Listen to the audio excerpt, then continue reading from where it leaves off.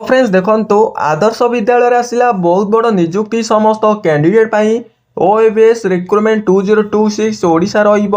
Salary देखा गले 21,000 टंका per month salary only interview जदि आपण मैंने आवेदन करने को इंटरेस्ट रखुच्च तेबे आपण मैंने केवल इंटरव्यू दे एवं डॉक्यूमेंट वेरिफिकेशन द्वारा आपण मैंने सिलेक्शन रोच एज लिमिट देखु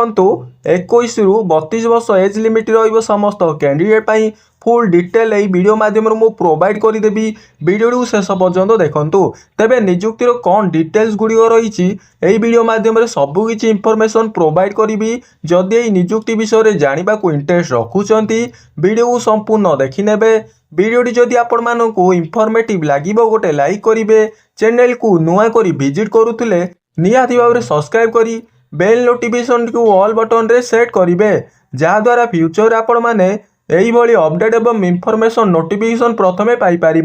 तेबे वर्तमान आसतु देखने कौन रही निजुक्तिर डिटेल इनफॉरमेशन टी तेबे एथिरे प्रथमे देखंतु ऑर्गेनाइजेशन नेम टी ओडिशा आदर्श विद्यालय संगम ओएवीएस रही टाइप ऑफ जॉब टी देखंतु कंट्रोल स्ट्रक्चर रही कैटेगोरी देखंतु स्टेट गवर्नमेंट जॉब टी रहिबो नेम ऑफ द पोस्ट देखंतु नॉन टीचिंग स्टाफ पोस्ट रहिबो एप्लिकेशन मोड देखंतु offline through speed post register post माध्यम आवेदन करें who can apply all Odisha candidate पिला माने आवेदन करें तापर देखंतु प्लेस ऑफ द पोस्टिंग आपणकर ओडिशा भितर पोस्टिंग टी रहिबो लास्ट डेट टी आपणकर 21/1/2026 रहिबो समस्त candidate pi gender both male and female उभय पुरुष एवं महिला कैंडिडेट आवेदन करें तापर देखंतु एजुकेशनल क्वालिफिकेशन देखा गले 10th +2 ग्रेजुएट समस्त कैंडिडेट जदि आपण माने +2 दशम एवं +3 जदि करिसेंती माने ग्रेजुएट जदि करिसेंती तेबे ई पोस्ट पई एप्लीकेबल रहउचंती एज लिमिट देखंतु मिनिमम एज टी 21 रु 30 वर्ष रहिबो मैक्सिमम एज टी 32 रु 60 वर्ष रहिबो समस्त कैंडिडेट एज रिलैक्सेशन टी आज पर गवर्नमेंट रूल अनुसार बहुत भल रहिबो समस्त कैंडिडेट फॉर ओबीसी स्टूडेंट देखंतु 3 वर्ष रहिबो for SC ST PWD candidate 5 वर्ष रहिबो फॉर एक्स सर्विसमैन कैंडिडेट 5 वर्ष रहिबो for PWD plus SC ST candidate 15 वर्ष एज रिलैक्सेशन टी रहिबो सैलरी देखा गले देखंतु 7,500 रु 21,175 टंका पर मंथ सैलरी रहिबो सिलेक्शन प्रोसेस टी देखंतु candidate selected by the process of interview document verification रहिबो प्रथमे आपनकर इंटरव्यू रहिबो जदि आपण माने इंटरव्यू क्वालिफाई करूचंती तेबे आपनकर डॉक्यूमेंट वेरिफिकेशन द्वारा आपण मानकर सिलेक्शन रहिबो एप्लिकेशन फीस देखंतु ऑल कैटेगरी पिला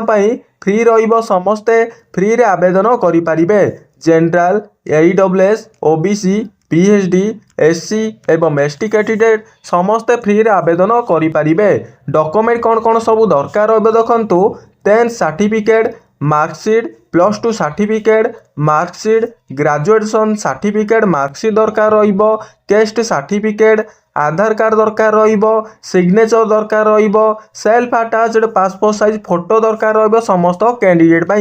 इंपोर्टेंट डेट देखंतु अप्लाई स्टार्ट डेट टी ऑलरेडी स्टार्ट होइलानी अप्लाई लास्ट डेट देखंतु 21/1/2026 रहिबो समस्त कैंडिडेट आपण माने देखंतु किपरि भाव में अप्लाई करिवे इंपोर्टेंट लिंक रहिबो समस्त कैंडिडेट अप्लाई लिंक रहिबो तापर जदि आपण माने आवेदन करबा को इंटरेस्ट रखुचंती अप्लाई ना ऊपर क्लिक करंतु क्लिक कर सारिबा पर देखंतु एई बळी किछि पीडीएफ टी शो करिवो समस्त कैंडिडेट देखंतु आपणकर एप्लिकेशन फॉर्मेट शो करिवो समस्त कैंडिडेट आपण माने किपरि फिलअप करेंगे गोटे निजर गोटे फोटोटा अटैच करेंगे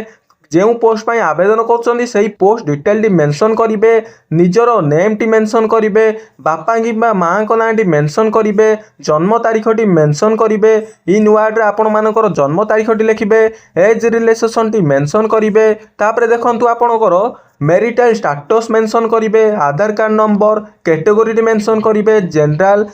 जेंडर मेंशन करेंगे रिलीजन मेंशन करेंगे नेशनलिटी मेंशन करेंगे तापर देखंतु permanent address house number village ग्राम panchayat block police station district pin तापर स्टेट आपण माने मेंशन करि परिबे तापर देखंतु प्रेजेंट एड्रेस रे हाउस नंबर विलेज ग्राम panchayat block police station district state एवं पिनकोड टी आपण मैंने मेंशन करें। तापर देखंतु आपण मानकर एजुकेशनल डिटेल मेंशन करेंगे मैट्रिक रही +2 रही बीए बीएससी रही एनी अदर जदि कोर्स रहिबो तबे आपण माने मेंशन करें।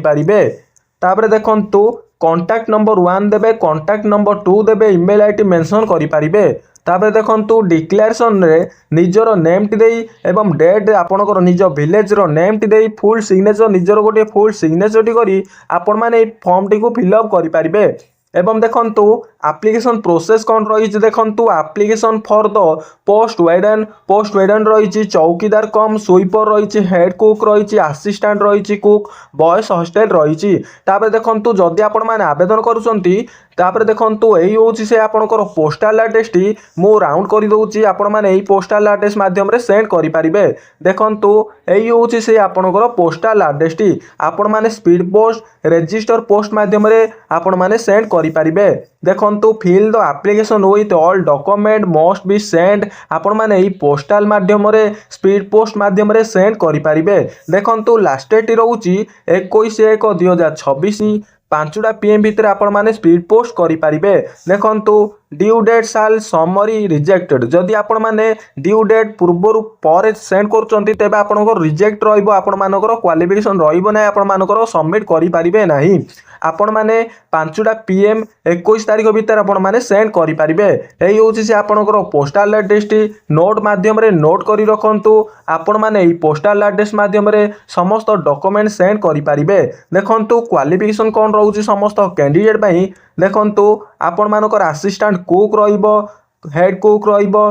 तापर देखंतु चौकीदार कम स्वीपर रहिबो वेडन पोस्ट रहिबो बहुत भल सैलरी रहउची एवं आपनकर टोटल वैकेंसी देखंतु टोटल वैकेंसी 5टी रहिबो वेडन पई गोटे रहिबो चौकीदार कम स्वीपर पई गोटे रहिबो हेड कुक पई गोटे रहिबो असिस्टेंट कुक पई 2टी रहिबो टोटल आपनकर 5टी वैकेंसी रहिबो समस्त कैंडिडेट पई। तो मु जेमिति आपण मानकु बुझेली सेमिति भाबरे आपण माने आवेदन करि पारिबे एवं स्पीड पोस्ट माध्यम रे सेही पोस्टल एड्रेस को सेंड करि पारिबे आपनकर समस्त डॉक्यूमेंट सहित एप्लिकेशन फॉर्मेट को एही सबुर ऑल डिटेल्स एवं पीडीएफ डाउनलोड करबा को चाहउचंती तेबे डिस्क्रिप्शन रे टेलीग्राम लिंक अछि जॉइन हुअन्तु पीडीएफ डाउनलोड करि पारिबे। जदि एई वीडियो रे किछि भी डाउट रहिछि मते आपण माने एई वीडियो रो कमेंट बॉक्स रे पचारि पारिबे मु आपनकर समस्त डाउट क्लियर करी। तेबे फ्रेंड्स वीडियो जदि आपण मानकु इन्फॉर्मेटिव लागिला तेबे गोटे वीडियो को लाइक करी चैनल को सब्सक्राइब करी रखंतु एई बळी समस्त गवर्नमेंट जॉब रो इन्फॉर्मेशन जानि पारिबे। रहउची पुनी नेक्स्ट वीडियो रे देखाबो। जय जगन्नाथ।